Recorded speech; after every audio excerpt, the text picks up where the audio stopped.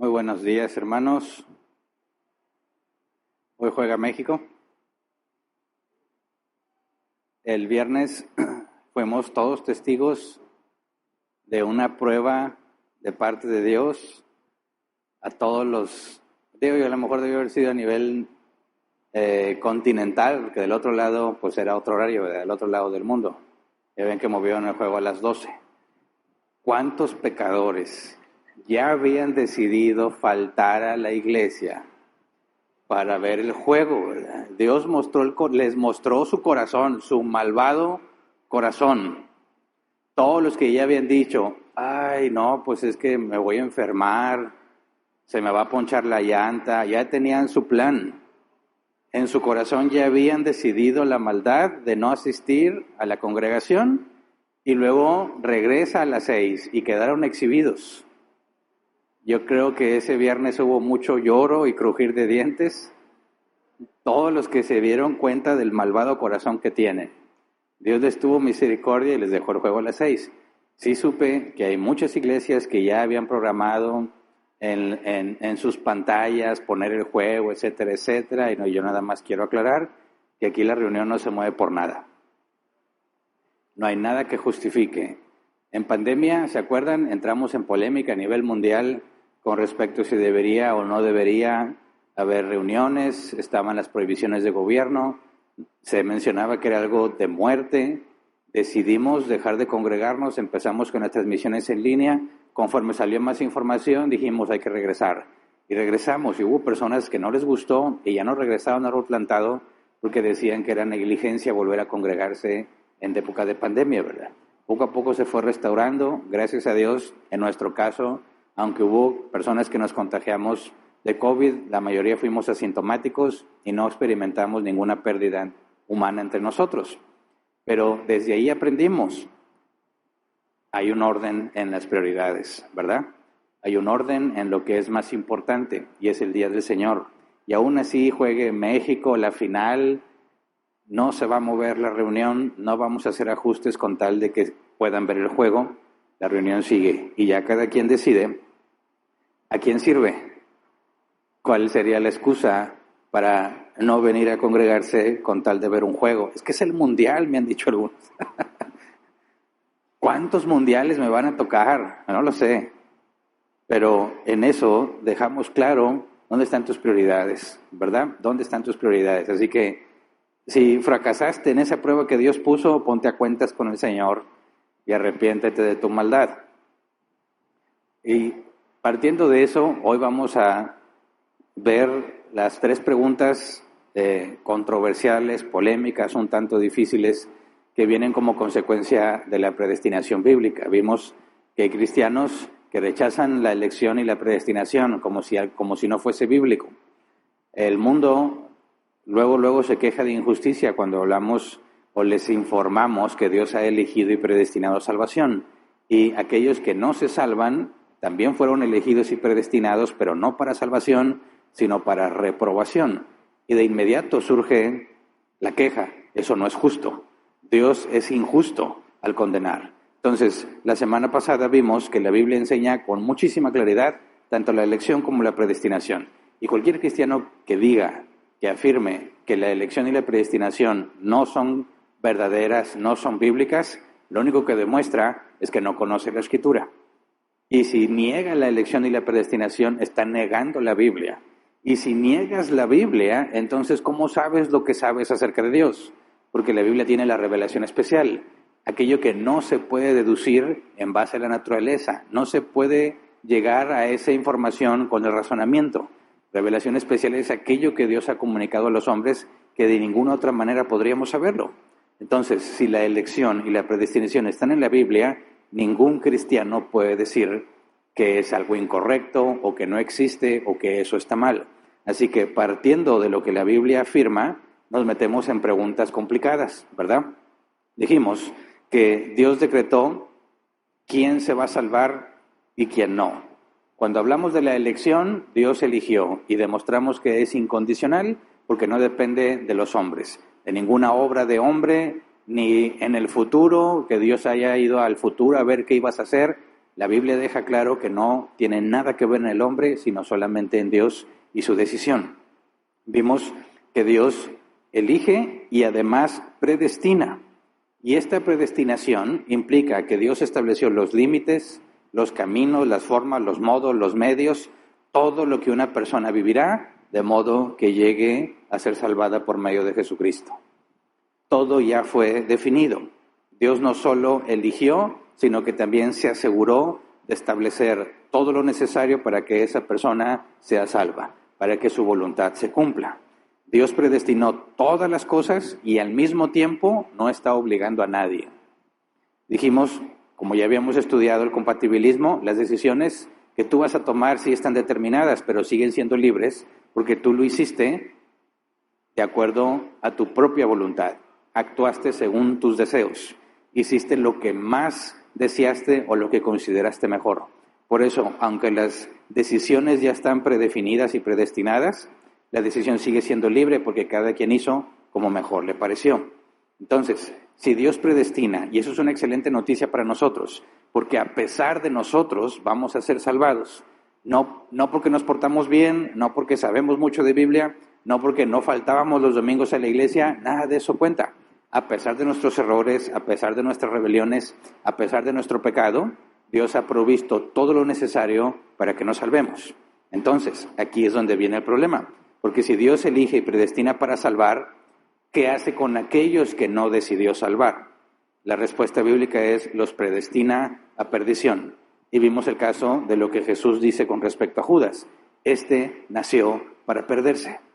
Entonces, decimos que la predestinación es doble, ¿verdad? Predestina a algunos para salvarlos y predestina a otros para condenarlos. La elección y la reprobación. Entonces, dijimos, si Dios predestina a salvación, ¿es un hecho absolutamente seguro que te vas a salvar? Sí.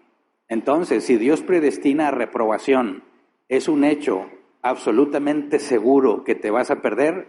La respuesta también es sí.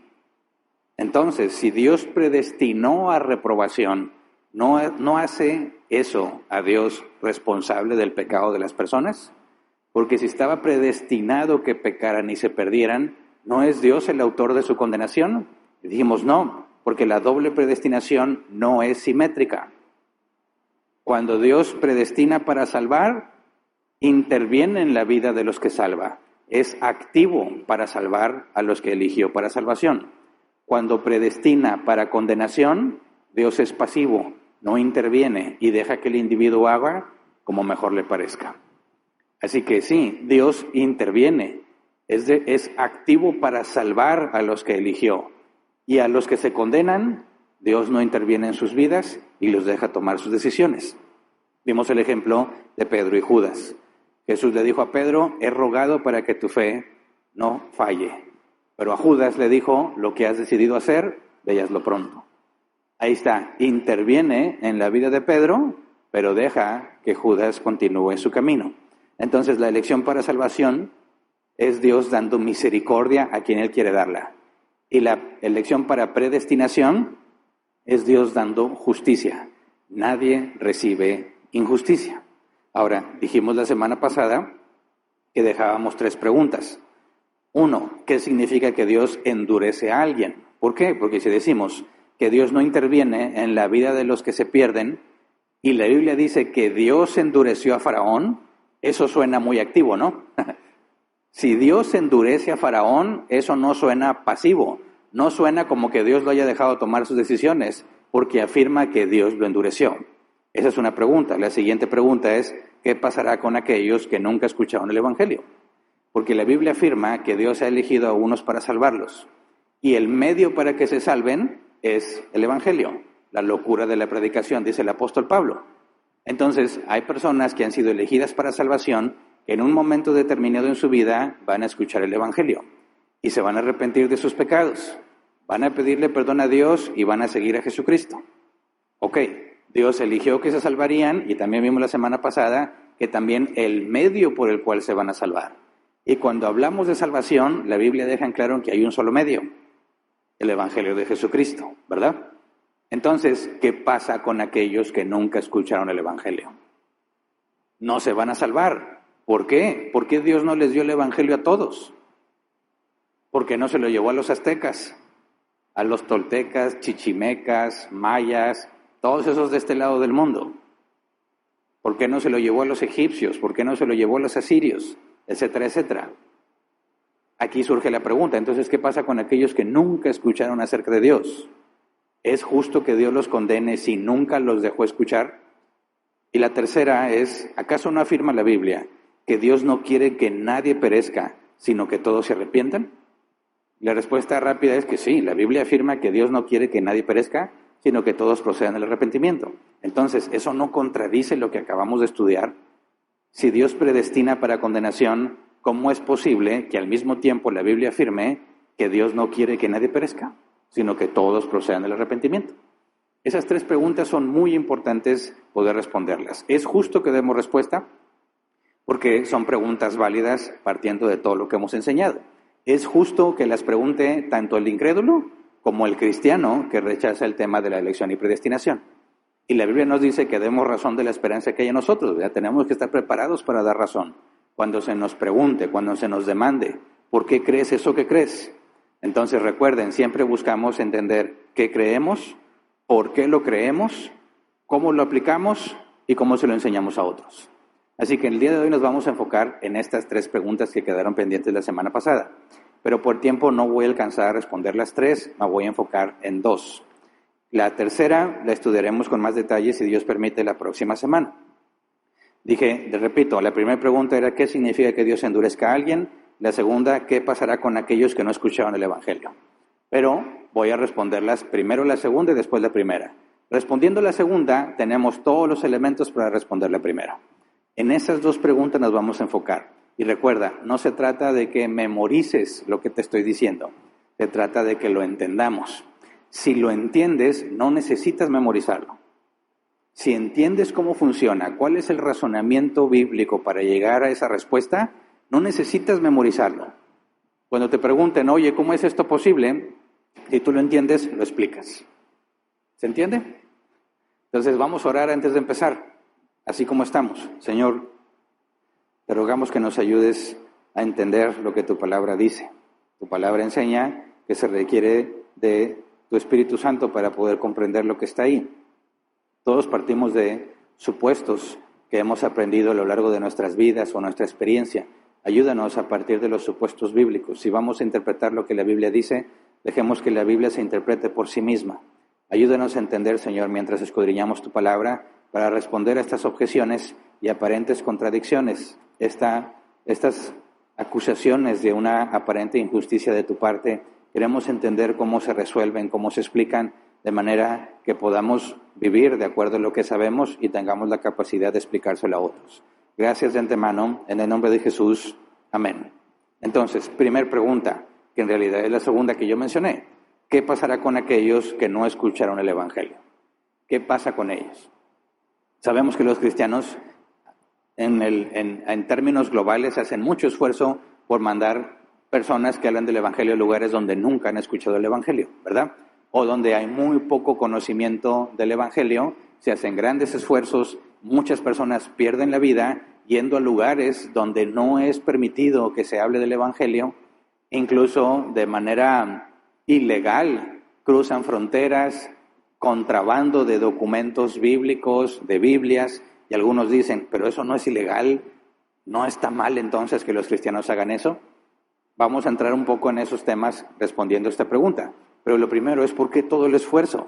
Bueno, como lo expliqué, dice 1 Corintios 1:21, ya que Dios en su sabio designio dispuso que el mundo no lo conociera mediante la sabiduría humana, tuvo a bien salvar mediante la locura de la predicación a los que creen. Fíjate bien, Dios dice claramente en su palabra que eligió para salvación. Y aquí Pablo nos dice que el mundo no lo va a conocer por medio de sabiduría humana. No parte del razonamiento, no parte de la observación de la naturaleza. Tiene que haber información extra, lo que llamamos la revelación especial. Y es lo que dice, tuvo a bien salvar mediante la locura de la predicación. Cuando alguien predica el Evangelio, está dando información que sería imposible conocerla a menos que se te revele de esa manera. Porque aunque podemos deducir que puede haber un creador, no sabemos qué es lo que ese creador espera de lo que creó.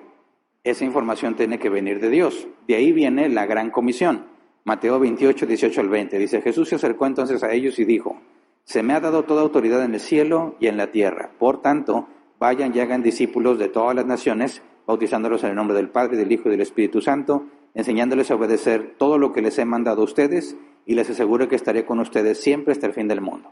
La gran comisión es este mandato que Jesús dice, vayan y prediquen a toda criatura. De ahí el esfuerzo de muchos a nivel global de enviar cristianos a hablar del Evangelio a todos los rincones de la tierra. Y como tenemos recursos limitados y tiempo limitado, se enfocan en aquellos lugares donde menos se conozca o donde definitivamente no permiten que el Evangelio entre. Entonces, si todo aquel que ha sido elegido para salvación, llegará un momento en su vida en que escuchará el Evangelio. Y cuando escuche el Evangelio en ese momento específico, se va a arrepentir de sus pecados y va a seguir a Jesús. Entonces, ¿qué pasa con aquellos que nunca escucharon el Evangelio? La respuesta es, no se van a salvar de la ira venidera. Ni siquiera se les dio la información. Ahí es donde dicen, eso es injusto. Y te dan una analogía, y la analogía está muy buena. Piensa. Imagina un padre de familia que ha decidido poner una nueva regla en su casa. Nadie puede usar el teléfono de 4 a 6 de la tarde. Yo sé que todos los que son hijos, los que son papás de hijos ya grandecitos, adolescentes, incluso ya jóvenes, ¿qué maña tienen con el teléfono? Siempre están pegados al teléfono. Ya están saliendo leyes en otros países para prohibir el uso de los teléfonos en las escuelas, en distintas instituciones y con menores de edad, porque está verificado el daño que generan. Entonces, es razonable que un papá diga, no se va a usar el teléfono de 4 a 6. ¿Por qué de 4 a 6? Porque así me inventé mi ejemplo, no hay ninguna razón en específico. No puedes usar el teléfono de 4 a 6, pero no le informa a sus hijos de esa regla. Sus hijos no saben. Y su papá está viendo 3:58 y los ve con su teléfono. 3:59, 4, dice, ajá, castigados, porque están usando el teléfono de 4 a 6, pero estaba prohibido. Y ellos van a decir, pero yo no sabía que estaba prohibido. Ni modo, quedas castigado. ¿Es eso justo? No, no es justo. Porque es imposible que ellos pudieran concluir o deducir que hay una regla que prohíbe el uso del teléfono de 4 a 6. ¿Me explico? Ahora, pongamos esto con respecto al tema del Evangelio. Una tribu alejada de toda civilización, en un lugar remoto en lo profundo, no sé, de la selva. Nunca han tenido contacto con el exterior, nunca se les ha hablado de Dios y el Evangelio. Es decir, no tienen revelación especial. Los cristianos se organizan y mandan a algunos a que alcancen esa tribu y que les hable del Evangelio. Entonces, si Dios, antes de que llegaran los cristianos, antes de que llegaran los misioneros, hubo personas que murieron, ¿verdad? Conforme iba pasando el tiempo, iban falleciendo. Dios determina en su soberana voluntad que todos aquellos que murieron antes de que llegaran los misioneros sean condenados por toda la eternidad. Todas las personas que vivieron en esa tribu serán llamadas a juicio delante de Dios, y la Biblia es clara que todo el que comparezca ante el tribunal en el juicio del gran trono blanco van a ser condenados. La pregunta, ¿es justo que Dios los condene a todos los que murieron antes de que llegaran los misioneros? ¿Sí o no? ¿No es el mismo caso del papá que pone una regla que sus hijos no saben? ¿Qué acaso esta tribu no tenía forma de saber que Dios iba a juzgar el mundo? Ni siquiera tenían forma de saber que Dios les pide algo a ellos, porque nadie les avisó. Dios no se les apareció como a Moisés, ni como a Abraham. No hubo contacto con ellos. Mueren, llegan ante Dios y Dios les dice condenado. ¿No te parece que es eso injusto? Sé que muchos cristianos responden a esta pregunta diciendo, Dios no es injusto. Si esos que murieron antes de que llegaran los misioneros van ante el juicio del gran trono blanco, Dios no los va a condenar. ¿Por qué dicen? ¿Por qué son? Yo los he escuchado, es más, yo llegué a decirlo antes de entenderlo. ¿Cómo eres capaz de ir en contra de lo que la Biblia dice? ¿Qué es lo que estás buscando? Estoy salvando la reputación de Dios. Estoy tratando de salvar la imagen de Dios. Porque el ejemplo parece que indica con toda claridad que si Dios no les informa que hay una regla y luego los condena por no cumplir la regla, realmente eso sería injusticia. Entonces, para salvar el carácter de Dios y su reputación, yo me veo obligado a decir, no, Dios no los va a condenar, porque eso sería injusto, ¿verdad? ¿Cómo podría Dios condenarlos a ellos por no hacer lo que no sabían que tenían que hacer? Podemos estar de acuerdo que eso sería injusto, ¿no? Si tú no sabes que tienes que hacer algo y nadie te informa y luego te regañan por no hacerlo y te castigan, estamos de acuerdo que eso es injusto. Ahora, si realmente eso es injusto, ¿qué pasa cuando ya lleguen los misioneros? Al fin, ya llegaron los misioneros y les van a predicar del Evangelio. Y de alguna manera logras hablar con uno de los líderes de esas tribus y le dices, vengo a traerte el Evangelio. Dios va a juzgar al mundo. Y como todos han pecado, todos van a ser condenados. Luego, uno de los jefes te dice, oye, si yo nunca hubiera escuchado el Evangelio, ¿Dios me condenaría? Tú le dirías, no, Dios no te condenaría. Entonces este jefe te diría, entonces, ¿por qué vienes a decirme? ¿Se entiende? Si ellos nunca hubieran escuchado el Evangelio, Dios no los condenaría, como afirman algunos. Entonces, cuando lleguen los misioneros y les hagan entender eso, la pregunta lógica es, entonces, ¿para qué me dices? ¿Verdad? ¿Para qué vienes a darme esa noticia? Ahora me estás condenando si lo rechazo. Pero si tú no me hubieras dado esa información, yo no sería condenado.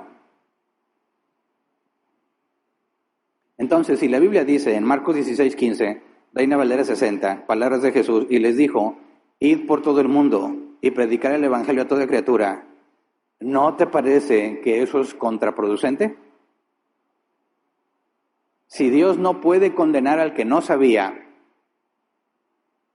pero Dios dice, vayan y díganle a todo el mundo, ¿no sería lo mejor no decirle nada a nadie para que nadie sea condenado? ¿Qué opinas? ¿Cómo reaccionarías si alguien te plantea esa situación y te saca ese problema? Yo por eso a veces les digo a algunos que no son cristianos, cuando estamos hablando y me hacen preguntas sobre qué es la ley de Dios y los mandamientos, cuando les acabo de explicar, le dije, bueno, ahora te hice responsable. Ahora te hice responsable de muchas cosas que tú no sabías y como ahora las sabes, no tienes excusa. Y siempre me da risa la cara que ponen porque no están conscientes de eso. Y dicen, le digo, sí, ahora ya sabes, ahora eres responsable. Dicen, hombre, ya no le voy a preguntar nada, me han dicho. Bendita ignorancia, dicen otros. Pero por supuesto que yo les digo jugando, porque les tengo que explicar que no es así como funciona. Porque si realmente si Dios condena a los que nunca escucharon el Evangelio, basado en información que no tuvieron, efectivamente Dios sería injusto. Sin embargo, la Biblia afirma en Apocalipsis, capítulo 19, si no me equivoco, que todos los muertos de todos los tiempos, de todo el mundo, comparecerán ante Cristo en el juicio del gran trono blanco. Y todos van a ser juzgados según sus obras. Y todos van a ser condenados. La Biblia aclara, solamente los que estaban escritos en el libro de la vida, desde antes de la fundación del mundo. Ahí está hablando de la elección soberana.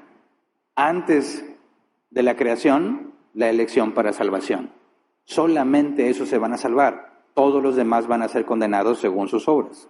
Entonces, si Dios no va a condenar a aquellos que no escucharon el Evangelio, ¿no sería mejor eliminar todas las misiones, eliminar todo el evangelismo, para ahora sí salvar a la mayor cantidad de personas? Bueno, eso resulta absurdo, porque contradice al propio Jesús, ¿verdad? Entonces, espero que se entienda la problemática que se plantea a la hora de hablar de la predestinación a reprobación. porque hubo algunos definitivamente que nunca escucharon el Evangelio y nosotros afirmamos que a pesar de que nunca escucharon el Evangelio, serán condenados. Así que es importante, es bueno y es justo que demos respuesta. ¿Qué respondemos? ¿Dios los va a condenar aunque nunca lo escucharon? Sí.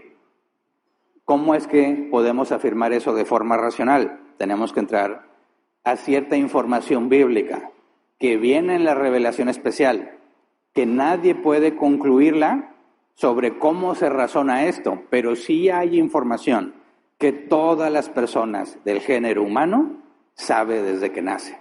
Fíjate lo que dice Romanos 2, capítulo 2, versículo 12 al 13.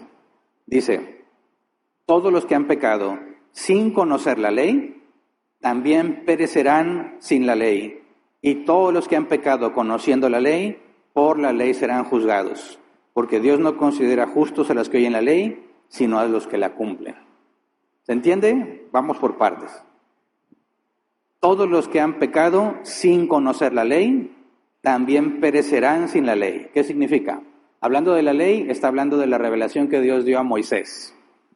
Los 10 mandamientos que resumen los 613 preceptos que tenían que obedecer. Los 10 mandamientos son universales.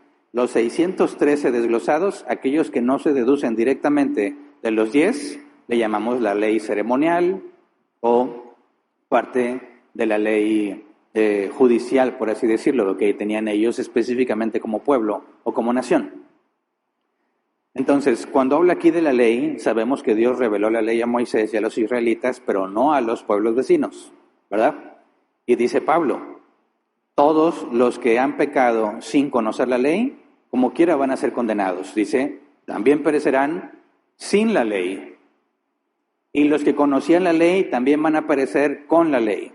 Está diciendo, los dos, los que la conocen y los que no la conocen, van a ser condenados porque Dios no tiene un criterio de según si la sabías o no la sabías, sino la cumpliste o no la cumpliste.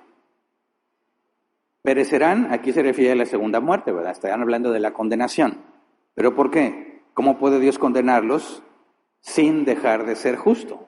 Debido a lo que se llama la ley natural. La ley natural, recuerden que tenemos información en la naturaleza suficiente para llegar a ciertas conclusiones. La revelación especial es aquella que no podíamos obtener mediante la forma natural. La revelación natural es dada a todos los hombres. La creación, el manifiesto, deja claro, es un manifiesto que deja claro que hay un creador. Yo sé que estamos todos acostumbrados a las teorías evolutivas, pero si lo ves en última instancia, las dos, tanto la teoría creacionista, que es la que afirmamos los cristianos bíblicos, y la teoría evolucionista, las dos requieren al menos un milagro para empezar. Las dos. Nosotros requerimos a Dios, ¿verdad? Y dijo Dios, sea la luz, y fue la luz, y creó todo lo que hay. Y los evolucionistas que dicen que no necesitan a Dios, como quiera necesitan un milagro. ¿Cómo creas todo a partir de la nada?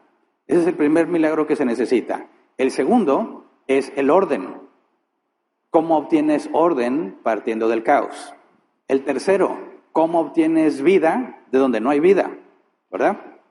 El cuarto, ¿cómo alguien se multiplica? ¿Cómo algo se multiplica sin información previa contenida en el organismo? 5, ¿cómo se reproduce algo cuando no había reproducción? 6, puedes seguirle, ¿verdad? ¿Cómo es que obtiene energía del exterior, etcétera, etcétera?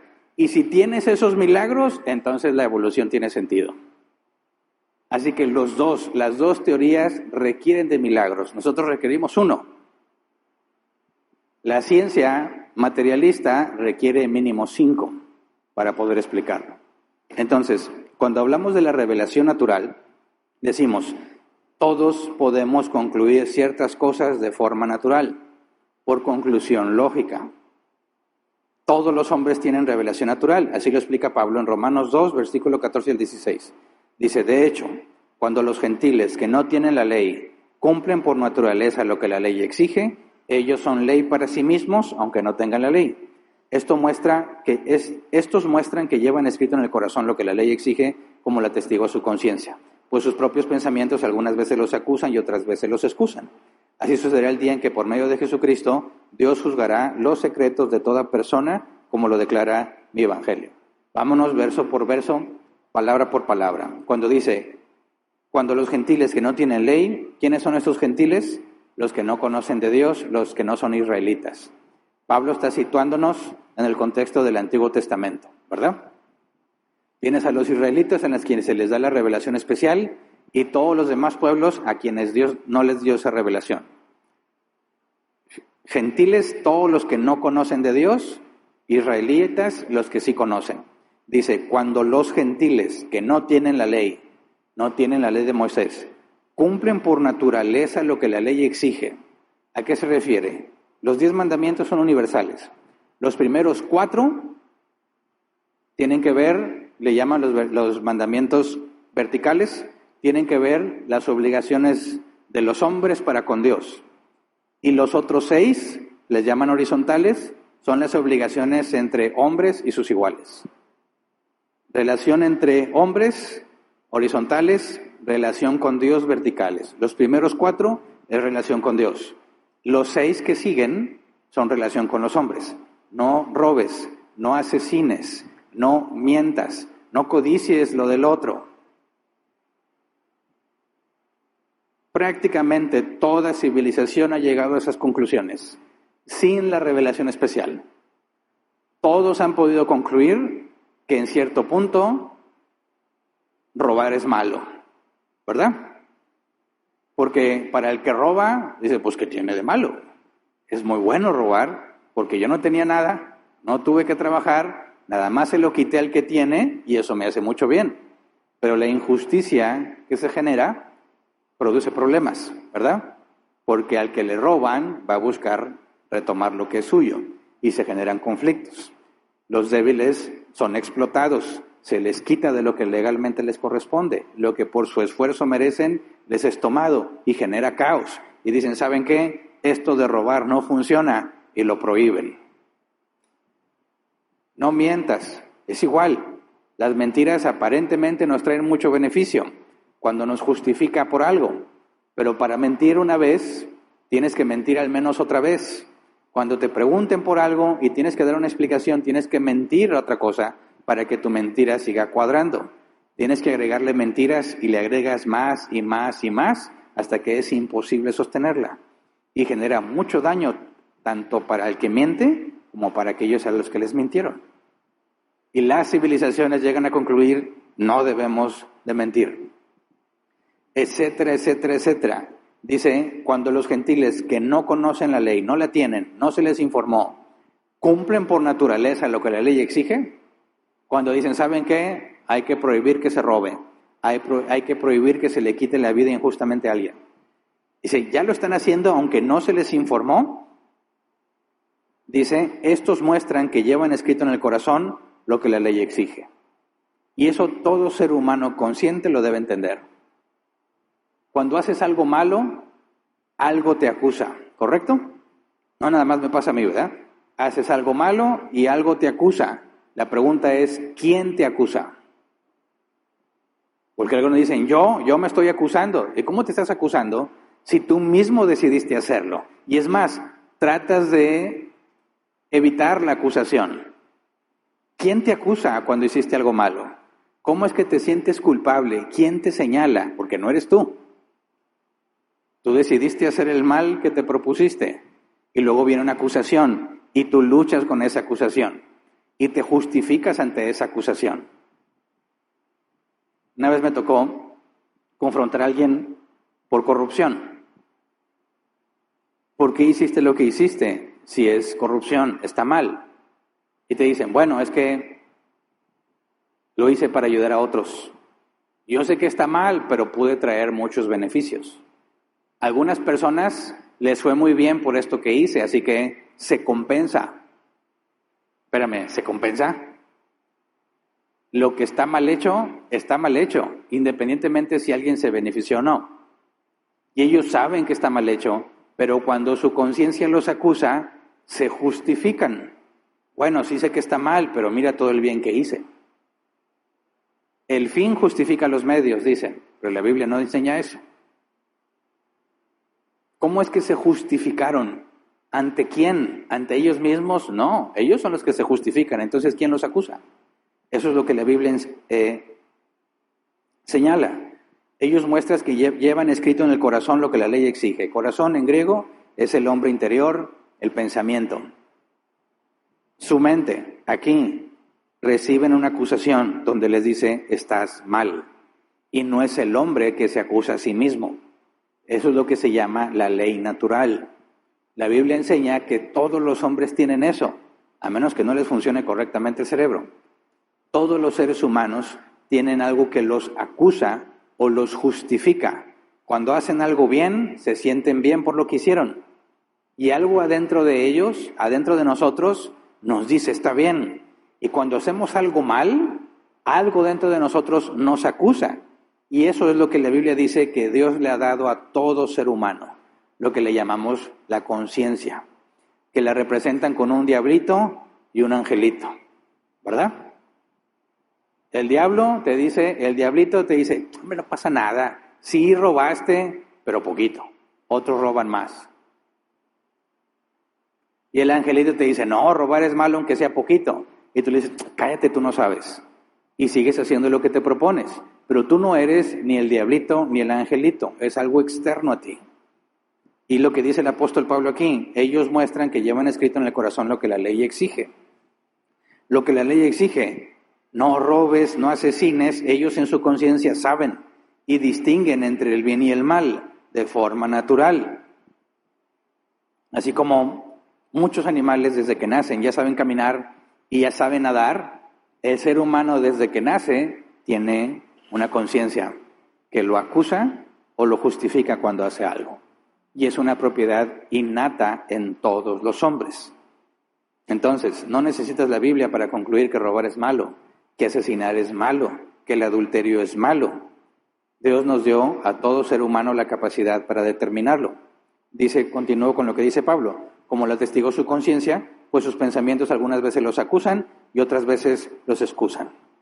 Aquí la conciencia en griego es un discernimiento innato, una conciencia de juicio. Todo ser humano sabe, cuando hacemos algo mal, todos sabemos que hicimos mal. A veces no entendemos bien por qué. Dices, oye, hice esto, pero me siento mal y no sé por qué. Bueno, esa es la capacidad que todo ser humano tiene. ¿Tú puedes ignorarlo? Por supuesto. Pablo habla de aquellos que tienen cauterizada la conciencia. Ya no les importa, logran callar esa voz. ¿Alguien vio la película, cómo se llama esta? Una de las últimas de Disney, donde es un ser marino que se convierte en niño. Luca, ya me acordé, Luca. ¿Alguien vio la película de Luca? Se la recomiendo, bien poquitos la vieron. Se van a aventar en una bicicleta, una rampa y tienen que caer al mar. Y hay un niño que no tiene experiencia para eso, y él dice, no, es que yo tengo una voz que me dice que no lo hagas. Y el otro niño le dice, no, te voy a decir lo que yo hago. Cuando esa voz te dice, tú dile, silencio Bruno, porque él se llamaba Bruno, ¿verdad? Cuando esa voz te diga que no lo puedes hacer, tú dile, silencio Bruno. Dice, pero dile bien, con carácter, silencio Bruno, y se avienta. Ahí está el ejemplo claro en los niños. La conciencia te avisa que estás mal. Ya lo traes. Cuando hacemos lo malo, estamos conscientes de que estamos haciendo algo malo. Dice Pablo, lo atestigua su conciencia. Sus propios pensamientos algunas veces los acusan y otras veces los excusan. Dice, así sucederá el día en que por medio de Jesucristo, Dios juzgará los secretos de toda persona, como lo declara mi evangelio. ¿Qué significa eso? ¿En base a qué criterio vas a ser juzgado tú si no conocías la ley? Si no conocías la ley, Dios no te va a juzgar según la ley.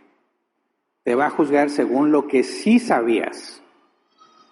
Y cada que haces algo malo, la conciencia te informa que está mal y tú callas la conciencia y lo haces.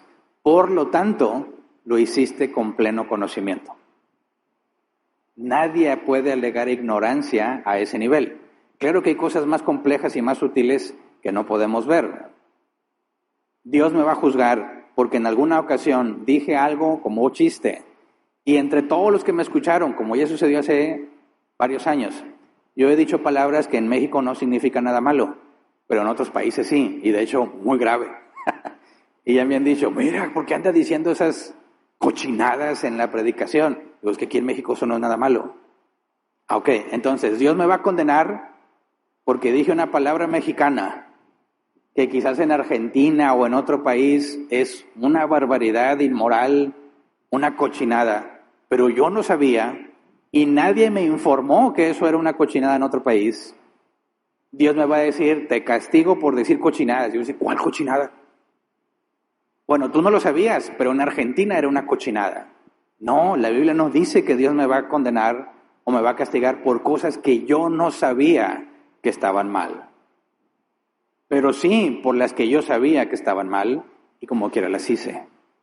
¿Se entiende? Dios no juzgará a las personas según lo que no conocieron. Eso sería injusto. Lo va a juzgar según lo que sí supieron. Así que el juicio no es igual. Mientras más sepas, más se te va a demandar.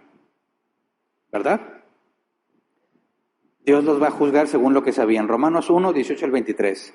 Dice, ciertamente la ira de Dios viene revelándose desde el cielo contra toda impiedad e injusticia de los seres humanos que con su maldad obstruyen la verdad. Me explico, lo que se puede conocer acerca de Dios es evidente para ellos, pues Él mismo se los ha revelado, porque desde la creación del mundo las cualidades invisibles de Dios, es decir, su eterno poder y su naturaleza divina, se perciben claramente a través de lo que Él creó, de modo que nadie tiene excusa.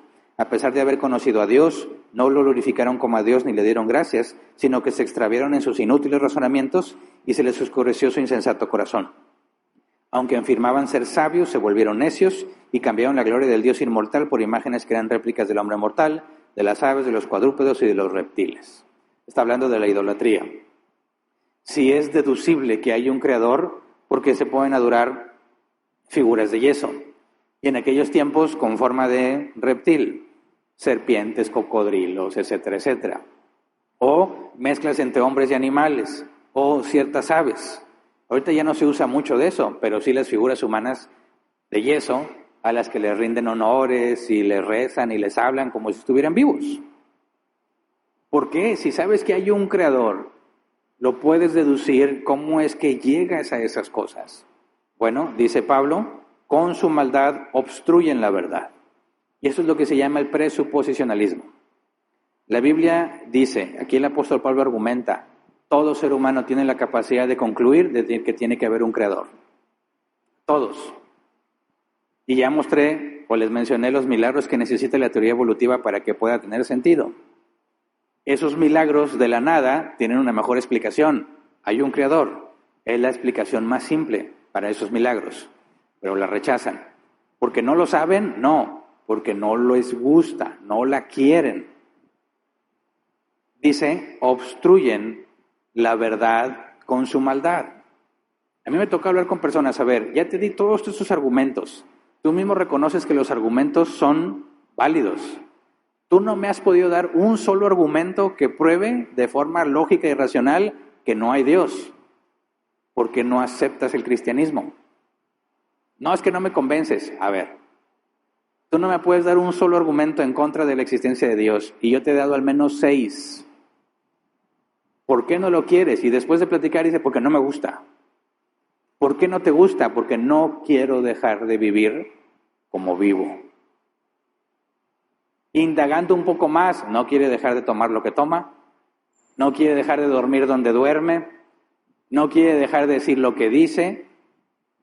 No se trata de que no sepa que hay un Dios, sino que no le conviene que haya un Dios. No está dispuesto a dejar de hacer lo que ahora disfruta hacer.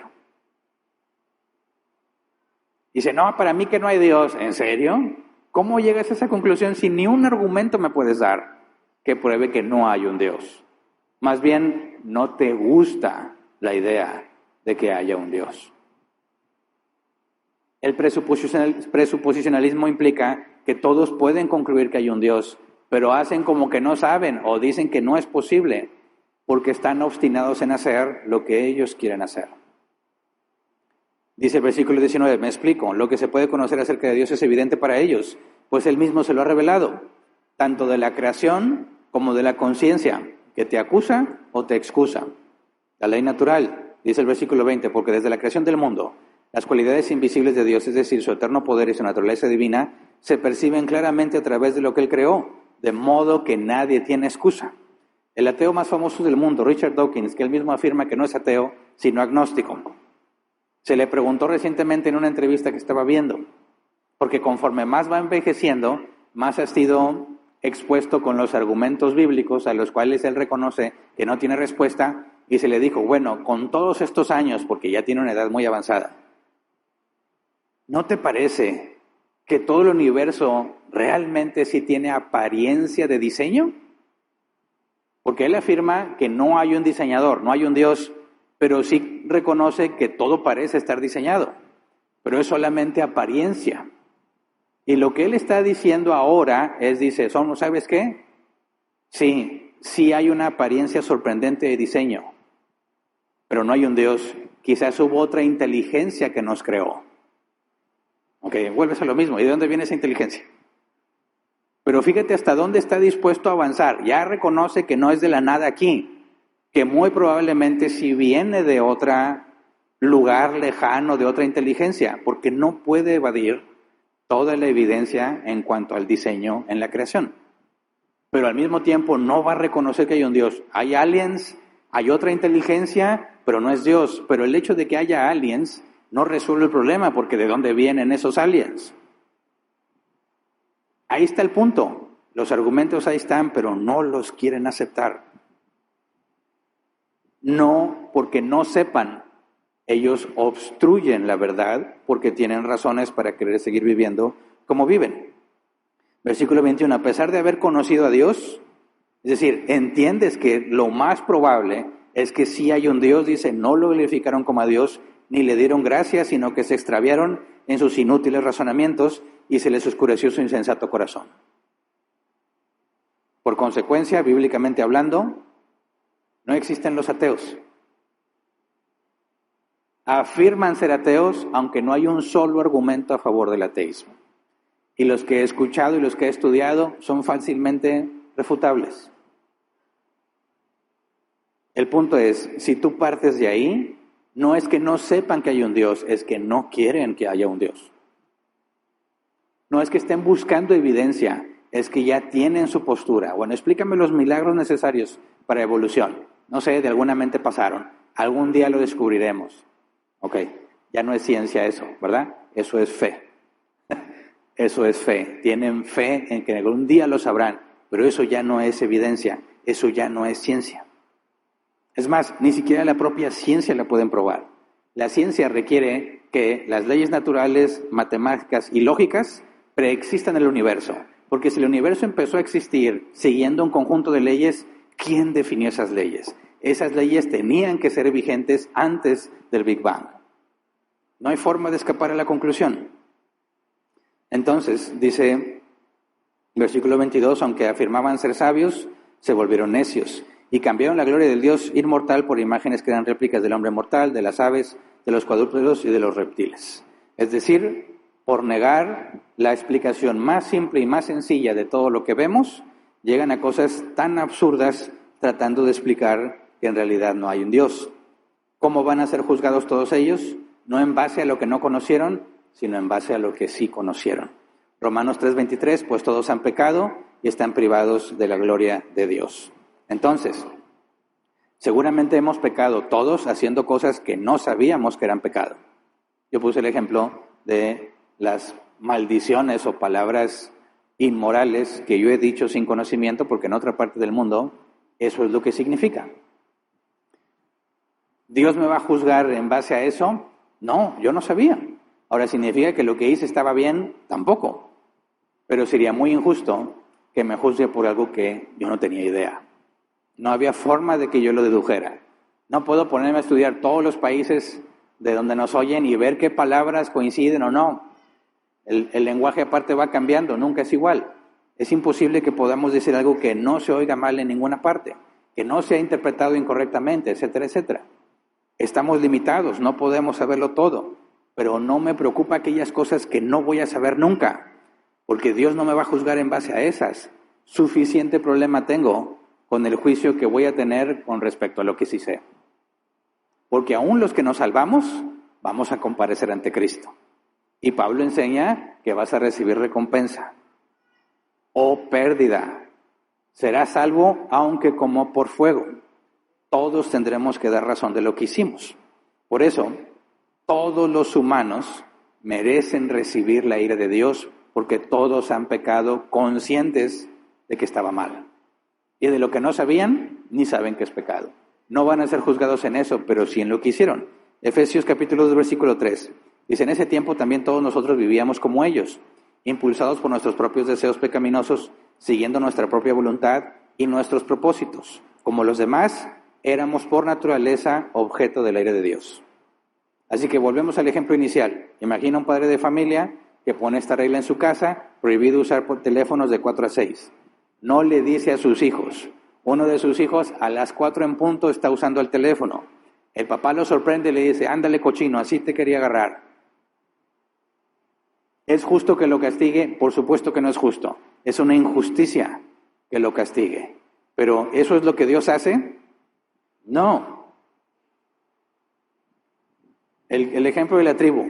Vas a esa tribu, los encuentras, nunca escucharon del Evangelio. Y le dices, ¿sabes qué? Hay un mandato bíblico para todos los hombres. Dios manda a todos los hombres que se arrepientan, ¿verdad? Todos los hombres están en rebelión porque todos los hombres han recibido el mandato igual. Te debes arrepentir. ¿Pero lo saben todos los hombres? No, no sabemos todos que tenemos que arrepentirnos. Ok, entonces, no conocen la revelación especial. Dios determina entonces que van a ser condenados aunque ellos nunca lo supieron. ¿Es eso justo? No, eso sería injusto. Dios no te va a condenar por algo que no sabías. Te va a juzgar por lo que sí sabías que estaba mal y aún así lo hiciste. ¿Me explico? Entonces, es un mal ejemplo. Dios es justo y su juicio será justo. Romanos 2:6, porque Dios pagará a cada uno según lo que merezcan sus obras. Según lo que merezcan sus obras. Si en una tribu muy alejada, ellos no tenían, no sé, déjame pensar algo que sí tenemos nosotros y ellos no. Ellos no tenían pornografía. No había forma ni por medio de revistas ni por internet. ¿Tendrían ese problema? Bueno, la lujuria es universal, pero no el concepto de pornografía como lo conocemos nosotros. ¿Serán juzgados por algo así? No, ellos nunca tuvieron ese problema. Pero los que sí tenemos eso al alcance e hiciste uso de eso, vas a ser confrontado por eso que hiciste. Así que no vamos a ser juzgados iguales.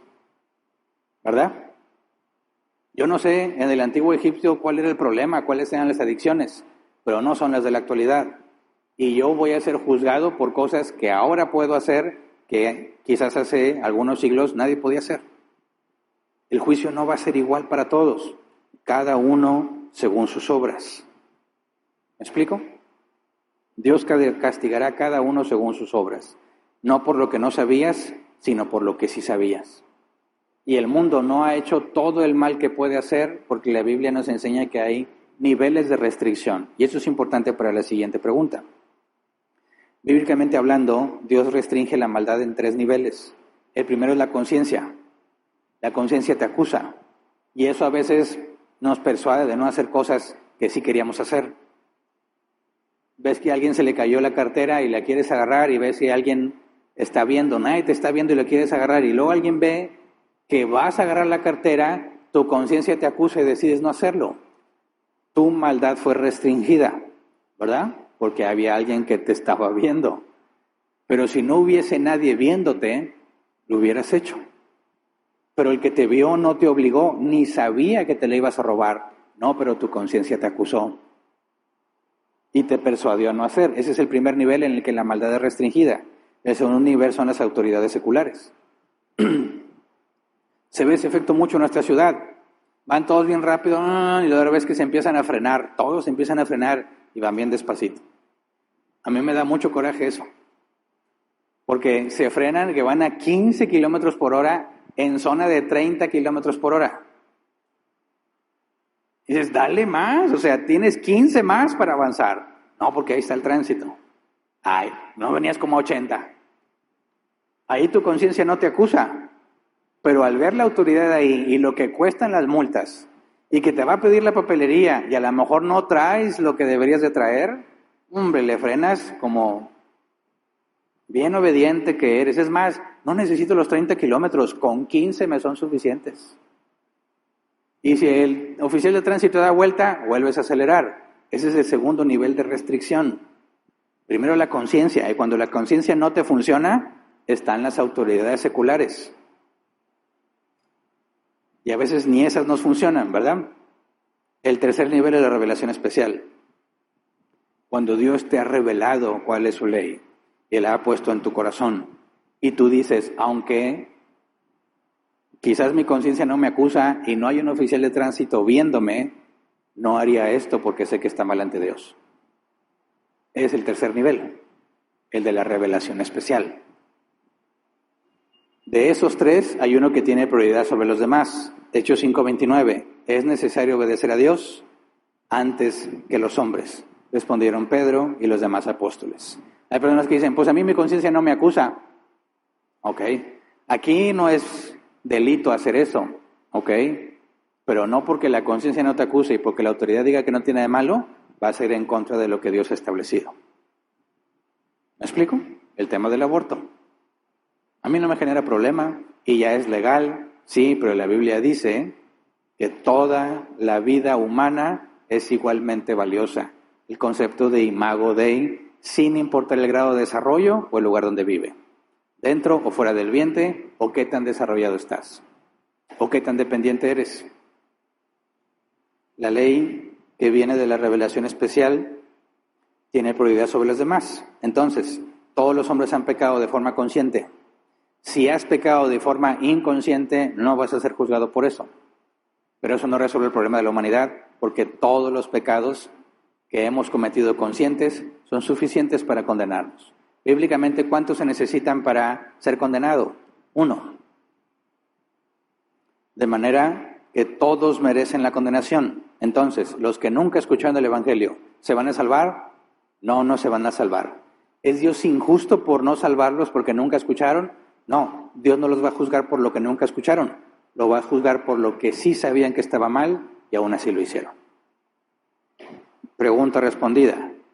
Esto nos lleva a responder la segunda. ¿Qué significa que Dios endurece a alguien? Dice Romanos 9, 16 al 18. Por lo tanto, la elección no depende del deseo ni del esfuerzo humano, sino de la misericordia de Dios. Porque la Escritura le dice a Faraón, te he levantado precisamente para mostrar en ti mi poder y para que mi nombre sea proclamado por toda la tierra. Así que Dios tiene misericordia de quien quiere tenerla y endurece a quien Él quiere endurecer. Dijimos, si Dios es pasivo en la predestinación para reprobación, si Dios no interviene en la vida de los que ha decidido condenar, ¿cómo es que aquí dice que Dios los endurece? ¿Cómo resolvemos esto? No es complicado, por eso tenemos que partir de lo que ya vimos. De hecho, el apóstol Pablo lo explica, Romanos 1, 22 al 25. Todo el capítulo 1 nos da la respuesta, vamos por partes. Romanos 1, 22 al 25, dicen que afirmaban ser sabios, se volvieron necios y cambiaron la gloria de Dios inmortal por imágenes que eran réplicas del hombre mortal, de las aves, de los cuadrúpedos y de los reptiles. Hasta ahí habíamos leído. Versículo 24. Por eso Dios los entregó a los malos deseos de sus corazones, que conducen a la impureza sexual, de modo que degradaron sus cuerpos los unos con los otros. Cambiaron la verdad de Dios por la mentira, adorando y sirviendo a los seres creados antes que al Creador, que es bendito por siempre. Amén. Lo que resaltamos aquí es que dice, Dios los entregó a los malos deseos de sus corazones. Luego, versículo 26 al 27. Por tanto, Dios los entregó a pasiones vergonzosas. En efecto, las mujeres cambiaron las relaciones naturales por las que van contra naturaleza. Asimismo, los hombres dejaron las relaciones naturales con la mujer y se sintieron en pasiones lujuriosas los unos con los otros. Hombres con hombres cometieron actos indecentes y en sí mismos recibieron el castigo que merecía su perversión. ¿Cuál es la frase aquí importante? Dice, empezando el versículo 26, Dios los entregó a pasiones vergonzosas. Luego, versículo 28-32. Además, como estimaron que no valía la pena tomar en cuenta el conocimiento de Dios, Él a su vez los entregó a la depravación mental para que hicieran lo que no debían hacer. Se han llenado de toda clase de maldad, perversidad, avaricia y depravación. Están repletos de envidia, homicidios, disensiones, engaño y malicia. Son chismosos, calumniadores, enemigos de Dios, insolentes, soberbios y arrogantes. Se ingenian maldades, se rebelan contra sus padres. Son insensatos, desleales, insensibles, despiadados. Saben que, según el justo decreto de Dios, quienes practican tales cosas merecen la muerte. Sin embargo, no solo siguen practicándolas, sino que incluso aprueban a quienes las practican. Nuevamente aquí dice, como estimaron que no valía la pena tomar en cuenta el conocimiento de Dios, los entregó a la depravación mental. ¿Qué significa entonces esto de endurecer? Cuando habla de Faraón, que vio las maravillas en las plagas, milagros irrefutables, cada plaga de Egipto estaba diseñada para demostrar que una de sus deidades era falsa, el dios Nilo, el dios de las ranas, el dios de las bestias, etcétera, etcétera. Dios mostró cada plaga que él tenía control sobre eso y no sus deidades, sus falsas deidades. ¿Y cuál fue la conclusión de Faraón después de ver todo eso? No hay Dios, no se van. ¿Por qué? Si vio todos esos milagros y vio toda esa evidencia, ¿por qué no creyó? Dice la Biblia, porque Dios lo endureció. Entonces, ¿quién es el responsable de que Faraón se pierda? Faraón, al ver todas las maravillas, a lo mejor sí iba a querer, ¿no? Pero dice que Dios lo endureció. ¿Qué significa endurecer? Que lo entrega a sus propios deseos. Eso significa endurecer. El endurecimiento no consiste en crear pecado en un hombre inocente. Todos nacemos pecadores, ¿verdad? ¿Se acuerdan del ejemplo y la pregunta? Si tienes fiebre, ¿es porque estás enfermo o estás enfermo porque tienes fiebre? No me dio fiebre y por eso estoy enfermo. La fiebre demuestra que estoy enfermo. ¿Pecas porque eres pecador o eres pecador porque pecas? Es la misma analogía. Yo cuando peco soy pecador. No, el pecado es la fiebre. Es la evidencia de que eres pecador. Entonces, cuando Dios endurece, Dios no crea maldad en una persona neutra. Dios no obliga a pecar a un inocente. Ya traemos la maldad dentro de nosotros, nuestros propios deseos. Dios no crea un corazón duro, el corazón ya está endurecido. Cuando Dios lo endurece, está diciendo que Dios le está quitando los niveles de restricción. Ni su conciencia, ni las autoridades, ni la revelación especial. Es lo que pasa con Judas. Lo que vas a hacer, hazlo. Su conciencia no lo acusaba a Judas. No había ninguna ley que le impidiera hacerlo. El único que podía hacerle ver la verdad era Jesús. ¿Y qué fue lo que Jesús le dijo? Lo que decidiste hacer, ve y hazlo. Quita toda restricción para que la persona vaya y haga lo que se propuso. Eso es endurecer. Todos los seres humanos nacen pecadores. Nadie nace neutro. Nadie tiene una situación en medio y tiene que decidir. Todos nacemos con la misma naturaleza pecaminosa. Así que Dios nunca toma una persona buena o neutra para hacerla mala. Simplemente Dios quita lo que restringe su maldad para que haga lo que se propuso hacer. Ese es el término bíblico de endurecer. Ni la conciencia, ni las autoridades, ni Dios va a restringir lo que ya decidiste hacer. Dios no hace malos a los hombres. Más bien, como juicio, los entrega a sus propios deseos. Dado que no quieren saber nada de Dios, Dios les dice, haz lo que tú quieras. Entonces, esta segunda pregunta se resuelve muy fácil si ya entendemos cómo responder la primera. Todos los seres humanos son malos por naturaleza, ¿verdad? Dios sería perfectamente justo si condena a todos los hombres, porque todos los hombres han pecado. Dios a algunos les concede misericordia, solamente porque Él quiso, y a los otros les va a dar la justicia que sus obras merecen. Dios a nadie le hace injusticia. Entonces, cuando Dios endurece a alguien, es porque ha decidido darle lo que sus obras merecen. Y cuando Dios regenera a alguien, es porque ha decidido darle vida eterna. Ni el que recibe vida eterna la merece, ni es injusto que el que peca reciba la consecuencia justa de sus acciones. Así que Dios no inclina la balanza ni hacia un lado ni hacia el otro. cuando a uno los condena y a uno los salva. Dios sigue siendo justo. Así lo explica Pablo en Romanos 9, 18 al 24. Dice, así que Dios tiene misericordia de quien Él quiere tenerla y endurece a quien Él quiere endurecer. Pero tú me dirás, entonces, ¿por qué todavía nos echa la culpa a Dios? ¿Quién puede oponerse a su voluntad? ¿Se acuerdan que ya estudiamos ese tema? Si Dios ya definió todas las cosas, entonces ¿qué culpa tengo yo? Esto es lo mismo que aborda el apóstol Pablo. Versículo 20, respondo, ¿quién eres tú para pedirle cuentas a Dios? ¿Acaso le dirá la olla de barro al que la moldeó, ¿por qué me hiciste así? ¿No tiene derecho el alfarero de hacer del mismo barro unas vasijas para usos especiales y otras para fines ordinarios? ¿Y qué si Dios, queriendo mostrar su ira y dar a conocer su poder, soportó con mucha paciencia a los que eran objetos de su castigo y estaban destinados a la destrucción? ¿Qué si lo hizo para dar a conocer sus gloriosas riquezas a los que eran objeto de su misericordia y a quienes de antemano preparó para esa gloria? Esos somos nosotros a quienes Dios llamó no solo de entre los judíos, sino también de entre los gentiles. Pablo responde así, a ver, para empezar tú eres barro, ¿verdad? Y el barro no decide qué hacen con él, el alfarero decide qué hace con el barro. Y si del mismo barro hace un vaso especial y un vaso común, el alfarero hace lo que quiera con el barro. Pero esa no es la respuesta. Primero está ubicando al que se queja, ¿verdad? Tú argumentas desde la posición del barro y hay un alfarero que hace lo que quiera con el barro, es soberano. Pero la respuesta es esta, dice Pablo. A los que merecen la condenación los tolera mucho tiempo y los tolera con un propósito para después mostrar su justicia a aquellos que ha decidido salvar.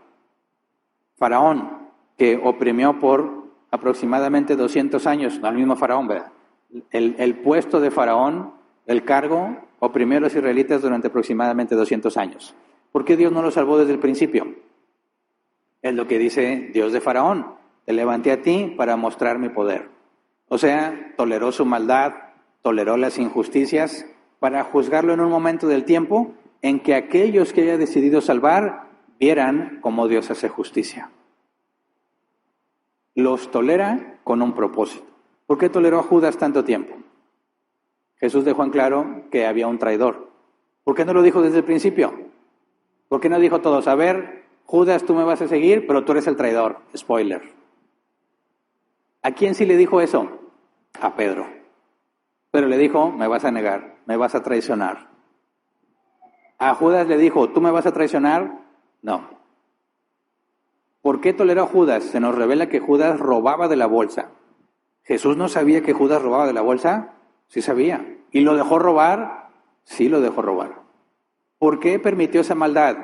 Para mostrar que Dios tiene control de todo y Judas era el medio para que él fuera entregado. Aún el que no se va a salvar tiene un propósito específico. ¿Me explico? Me han preguntado, ¿por qué ahorita Dios deja que muchos pecadores sigan vivos? Dije, despreocúpate de ellos, ¿por qué tú sigues vivo? ¿Por qué si tú eres pecador sigues vivo? Y dice, bueno, ¿por qué sigo vivo?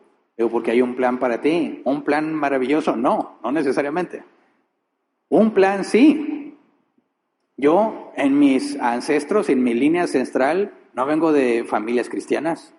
Quizás 3, 4 generaciones arriba alguien conoció de Dios, pero no. Pero si yo iba a venir por la elección soberana de Dios al conocimiento de Dios y me iba a regenerar y le iba a seguir, no era necesario todos esos ancestros que nunca quisieron saber nada de Dios, no eran necesarios para que yo llegara aquí. ¿Sí? ¿Ese era el único propósito? No, no afirmo eso, pero había un propósito. Yo le he dicho a esas personas, el hecho de que tú estés vivo, a pesar de que mereces la condenación, tiene una buena noticia y una mala noticia. La buena es que hay esperanza. La Biblia dice que Dios no rechaza un corazón contrito y humillado. La mala es que probablemente nunca te va a interesar y vas a condenación, aunque por medio de ti vengan algunos elegidos para salvación. ¿Se entiende? Y dicen, ¿y cuál es? Depende de ti. ¿Quieres humillarte ante Jesús y seguirlo? No, bueno, ahí está tu respuesta. Pero nadie te va a obligar ni a pecar ni a arrepentirte. Es una decisión. Pues no dices que está predestinado. Sí está predestinado, pero no lo sabemos y eso es lo que vamos a ver la próxima semana. Aquellos que no recibirán misericordia fueron creados con un propósito. Juan 17:12, mientras estaba yo con ellos, dice Jesús, los protegía y los preservaba mediante el nombre que me diste, y ninguno se perdió, sino aquel que nació para perderse, a fin de que se cumpliera la Escritura. Los que han sido elegidos para salvación y están predestinados, es imposible que se pierdan. Los que no fueron elegidos para salvación y fueron predestinados a reprobación, es imposible que se salven. Pero Dios se asegura de que los que eligió para salvación tengan todo lo necesario para que se salven. Y a los que eligió para condenación, los deja hacer lo que ellos quieran. De manera que Dios no provoca la condenación de nadie. Así que hemos demostrado a lo largo de esta serie que el hombre es responsable de lo que hace, aunque haya una predestinación, ¿verdad? ¿Por qué? Porque aunque tus decisiones estaban predestinadas, tú hiciste lo que quisiste según la circunstancia en la que estabas. Por eso, cierro con esto. Una frase de C.S. Lewis que resume esto que estamos viendo. Dice, ¿te arrodillas ante Jesús y le dices, hágase tu voluntad?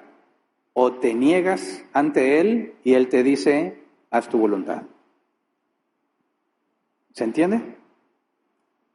Si tú le dices, hágase tu voluntad, vas a vivir de acuerdo al parámetro bíblico. Si no, Dios te dice, haz tu voluntad. Haz lo que tú quieras hacer. Y eso es lo peor que le puede pasar al hombre. Ser entregado, como dice Romanos 1, a tu propia mente depravada, tus deseos que te llevan a destrucción y tus pasiones vergonzosas que te llevan a más problemas. Esa es la señal de que somos hijos. Y cuando te propones hacer el mal, Dios interviene. Si no eres su hijo, haces lo que tú quieras a gusto. ¿Vas a sufrir las consecuencias? Sí, pero Dios no va a intervenir en tus decisiones. Ahí hay una parte importante. Todos vivimos decidiendo como queríamos, ¿verdad? A menos que alguien haya dicho, yo nací desde que nací, era cristiano, que no hay forma de verificarlo hasta que ya tienes conciencia. Hicimos lo que quisimos. Parecía que estábamos destinados a perdición, ¿verdad? ¿Cuántos de aquí les daría vergüenza decir todo el mugrero y cochinada que andábamos haciendo? Es algo vergonzoso. ¿Cómo es que estás aquí entonces? Cualquiera diría, este va a la perdición. Míralo. Mira, ahí está, borracho, tirado en el suelo. En lugar de estar haciendo algo productivo con su vida. Mira el mugrero en el que está metido. Mira cómo hace las cosas mal. Este seguro va al infierno. No sabemos. Porque Dios en su soberana voluntad me había elegido para salvación y un 6 de octubre de 1996, el siglo pasado, me hizo entender en un instante. ¿Por qué? Porque Él quiso. ¿Podemos afirmar ahora quién está destinado a la condenación? No. No podemos afirmarlo de nadie. Lo que sí podemos decir es que hoy en día tú no eres de Cristo. La evidencia es clara. Pero ¿qué va a ser de ti? No tengo la más mínima idea. Así que aquellos que deseamos la conversión de otros y no les interesa, mientras tengan vida, hay esperanza. ¿Se entiende? Entonces vamos a ponernos de pie y vamos a orar. Hasta aquí respondemos 2 de las 3. Nos queda una. Dios no quiere que nadie perezca, afirma la Biblia, sino que todos procedan al arrepentimiento. Y para eso hay que entender y estudiar lo que la Biblia dice acerca de la voluntad de Dios. Su voluntad decretiva, su voluntad preceptiva, su voluntad de disposición, para poder resolver esa pregunta. Pero hasta ahora, nadie puede decir, lo más probable es que yo no fui elegido para salvación, así que ni para qué busco a Dios. No, la Biblia afirma que Dios no rechaza un corazón contrito y humillado. Pero acabas de decir que es imposible que yo me salve si Dios no me eligió para salvación. Sí, si Dios te eligió para reprobación, es imposible que te salves, pero no lo sabes. No lo sabes. Ni yo, ni nadie más. Por eso, aunque hablamos de predestinación, cuando hablamos del Evangelio, les hablamos como si dependiera de ellos. Porque es el medio que Dios ha definido. Arrepiéntete. Oye, pero si yo no soy elegido, pues nunca te vas a arrepentir. Pero ni yo sé, ni tú sabes. ¿Quieres a Dios? Síguelo, nada te lo impide. No, no quiero. Entonces es porque tú no quieres, no porque Dios te lo prohíba o porque Dios te lo impida. Y aquellos que nunca escucharon van a ser juzgados en base a lo que sabían. Y sigue siendo mala noticia porque todos hemos pecado, conscientes del pecado. Por eso todos merecemos ser condenados. Pero Dios en su misericordia se reservó a algunos. Misericordia, nadie lo merece. Por eso la gloria es para Él. Así que vamos a orar. Señor, te damos gracias porque ninguno de nosotros es mejor que otro, ninguno de nosotros merece algo de ti, ninguno de nosotros es especial por sobre los demás. Todos somos igualmente merecedores de la condenación porque todos pecamos. Y nosotros tenemos aún más culpa porque tenemos la revelación especial. Y a pesar de que sabemos más que aquel que no te conoce, pecamos. Y lo que hace más grave nuestro pecado, porque la Biblia enseña que a quien más se le da, más se le demanda. Y hay una enorme demanda sobre nosotros, Señor. Y reconocemos que no estamos a la altura de la demanda que está sobre nosotros, porque nos has permitido entender y nos has dado de tu revelación especial, y aún así nos obstinamos en pecar. No hay excusa para nuestro pecado. Por eso no tratamos de excusarlo, Señor, sino que venimos a confesarlo. Hemos obrado mal, hemos decidido mal, no por ignorancia, sino por querer satisfacer nuestros propios deseos, para hacer lo que nosotros consideramos que era mejor, en lugar de hacer lo que tú dices que es mejor. Por eso la Biblia enseña que no ocultemos nuestro pecado, venimos a confesarlo delante de ti. No lo negamos, Señor, somos pecadores y nos hemos rebelado contra ti, a pesar de que tú no mereces nuestra rebeldía. A pesar de que tú nos has dado todas las cosas que necesitamos y aún más, hemos desconfiado de ti, hemos dudado de ti, nos olvidamos de ti, tomamos decisiones sin importar lo que tu palabra dice y por eso muchas veces estamos metidos en muchos problemas por nuestras malas decisiones. Pero aún así tú has decidido amarnos y has dado a tu Hijo para que entregara su vida por nosotros pagando la deuda y dándonos la justicia que era imposible de obtener. La Biblia enseña que además de ser perdonados hemos sido justificados y por eso tenemos acceso ante ti. Ayúdanos a no olvidar que no depende de nosotros ni procede de nosotros, sino que viene de ti, Señor, y procede de ti. Porque tú quisiste, nos has salvado. Y te rogamos por todos aquellos que tú has elegido, pero aún no vienen al conocimiento de ti. Queremos ser el medio que tú uses, Señor, cuando predicamos el Evangelio. Ayúdanos a hacerlo de la forma correcta. Ayúdanos a entender para poder explicar. Queremos saber qué creemos, por qué lo creemos, cómo lo aplicamos y cómo lo enseñamos a otros. Queremos aprovechar toda oportunidad, como dice tu palabra, para dar razón de la esperanza que hay en nosotros. Por eso te rogamos que nos des claridad en nuestro entendimiento, que podamos entender cómo es que yo fui salvado, cómo es que tú salvas a las personas para poder explicar el Evangelio de forma clara, para no andar prometiendo cosas con buenas intenciones, para no andar falsificando tu palabra con buenos propósitos o buenos objetivos.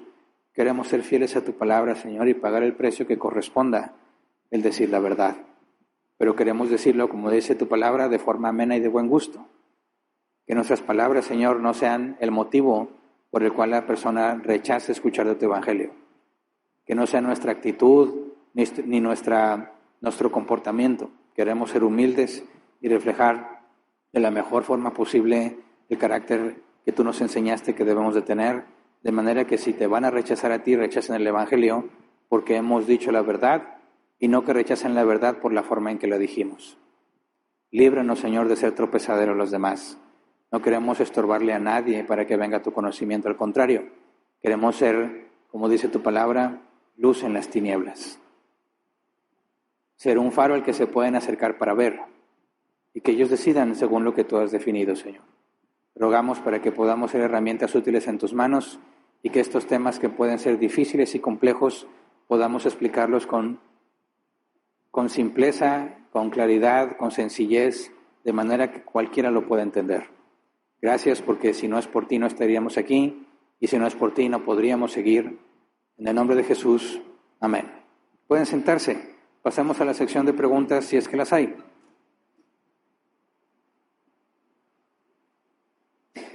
Si las preguntas no son del tema, las dejamos para el final y trataré de responderlas. Pero si las preguntas no, además de que no son del tema, son del que vamos a ver la próxima semana, pues no voy a dar respuesta ahorita porque lo analizaremos la próxima semana.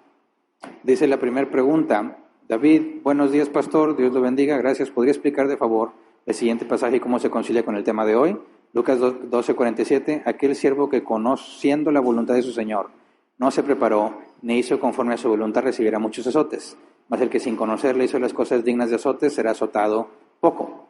Aquí está lo que yo te mencionaba con respecto a que serás juzgado en base a lo que sí conoces. Porque si tú sabías lo que debías hacer y no lo hiciste, mereces más castigo que el que no lo hizo sin saberlo, ¿verdad? Pero el que sin conocerlo hizo cosas dignas de azotes será azotado poco. ¿Te fijas? No está bien lo que hiciste solamente porque no sabías. Sigue estando mal, pero la justa retribución va a depender del conocimiento que tenías. Por ejemplo, nosotros somos más merecedores de castigo, los que tenemos la revelación especial, los que conocemos de la palabra de Dios. Mientras más conoces y entiendes de la palabra de Dios, más se te demanda, porque menos puedes justificarte. Mientras más entiendes que debes glorificar a Dios, que debo amar a mi prójimo como a mí mismo, que debo usar mis dones a servicio de los demás, que todo debe ser en primer lugar para Cristo, y no lo haces, eres más merecedor de castigo que aquel que no lo sabía. Pero el que no lo sabía, como quiera está haciendo las cosas mal, y va a ser castigado por lo que sí supo.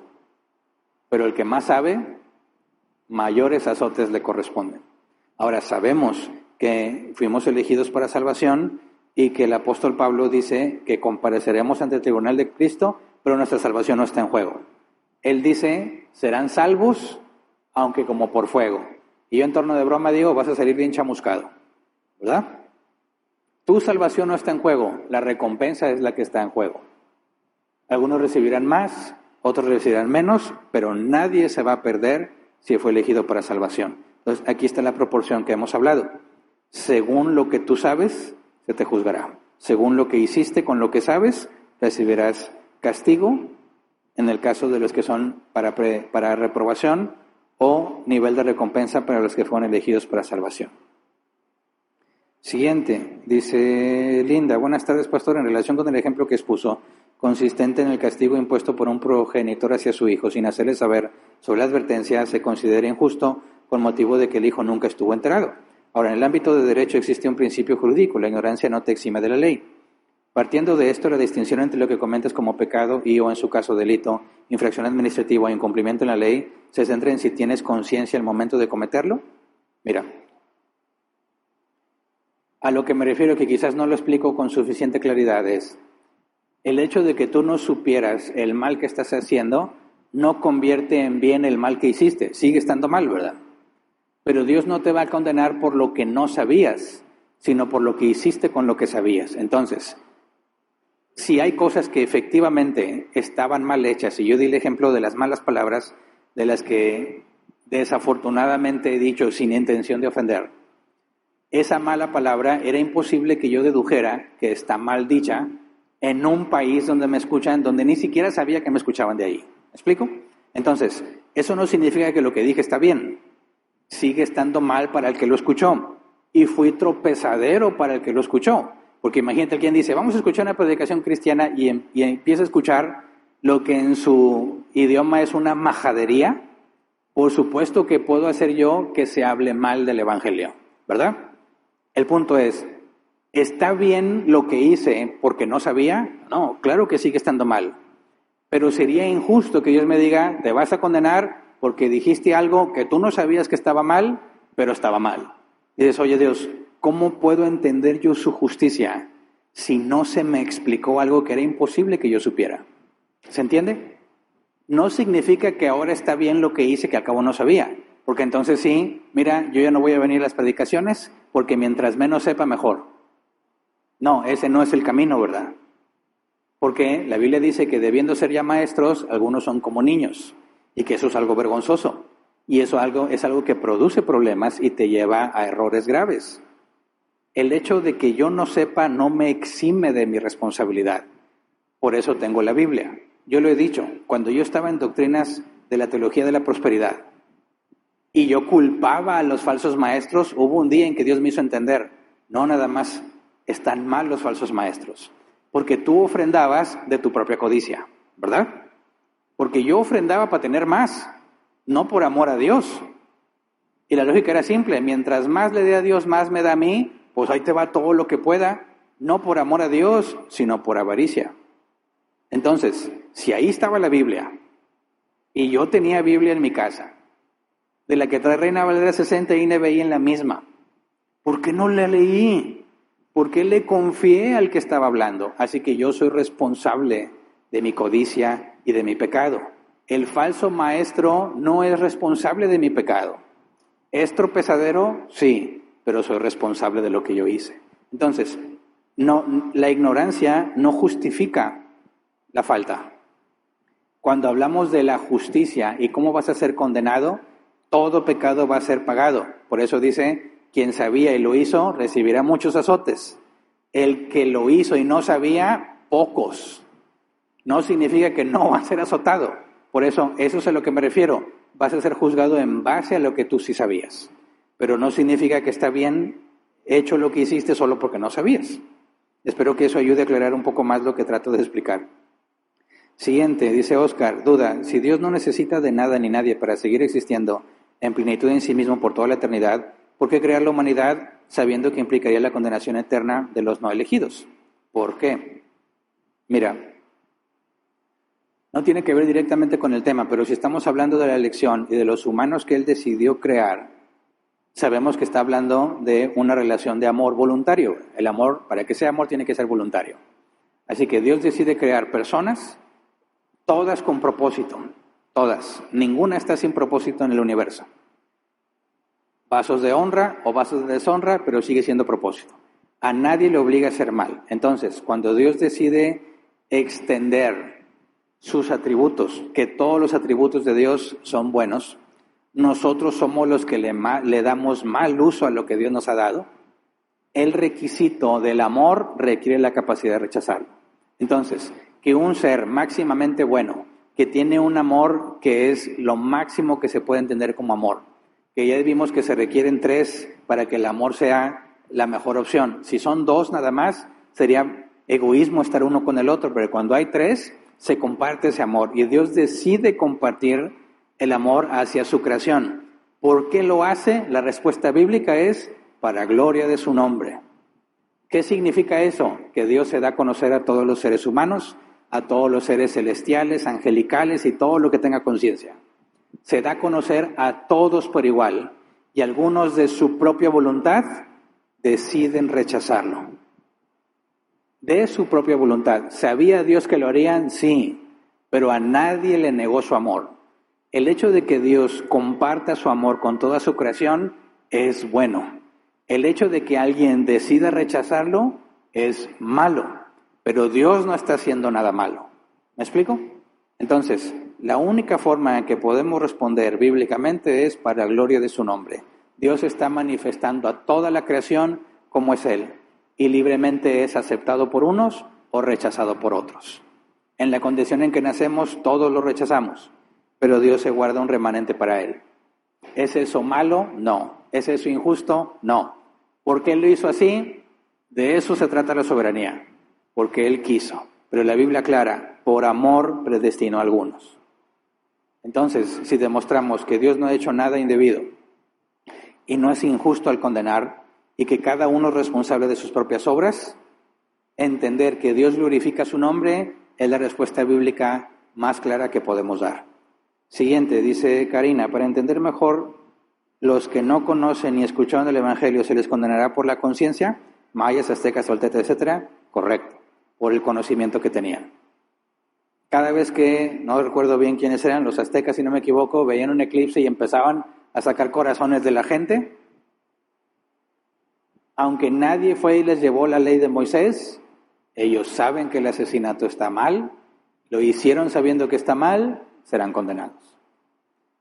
No cambia la maldad que hicieron, estamos hablando del criterio que se sigue para especificar el castigo. Todos vamos a ser juzgados, algunos para perdición, recibir solamente la justicia que merece, y otros para recompensa, pero nadie está exento del juicio. Siguiente, Miriam, ¿el aborto tiene perdón de Dios? Claro, claro que sí. Hay un solo pecado mencionado en la Biblia que no tiene perdón, la blasfemia contra el Espíritu Santo.